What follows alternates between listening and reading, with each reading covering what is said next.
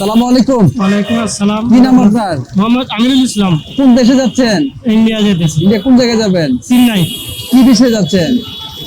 এটা medical doctor কি দেখানোর কি জন্য। সমস্যা? আলসার ভিতরে নাকি ডাক্তার বলে আলসার হয়ে গেছে গ্যাস থেকে, ইন্ডিয়ায় গেলে ভালো হবে এই জন্য। বাংলাদেশে ডাক্তার দেখান নাই? বাংলাদেশের ডাক্তার দেখাইছে, অনেক ডাক্তার দেখাইছে, তো ডাক্তার কি বলে?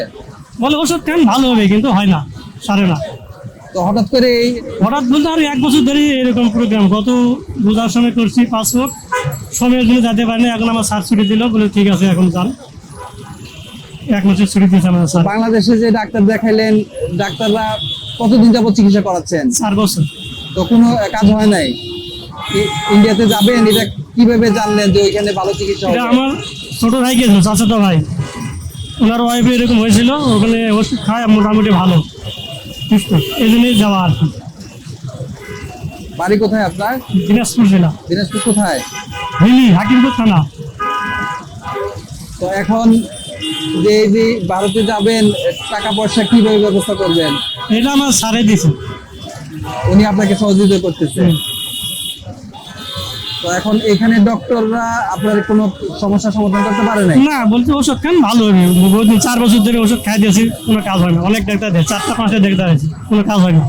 পরিবারে কে কে আছে আপনার? আমার ছেলে মেয়ে, আমরা স্বামী স্ত্রী 4 জন। ছেলে মেয়ে কি করে? মেয়ে এবার কলেজে পরীক্ষা দিতে আছে, এই পরীক্ষা। আর ছেলে 5-এ পড়ে, ছোট।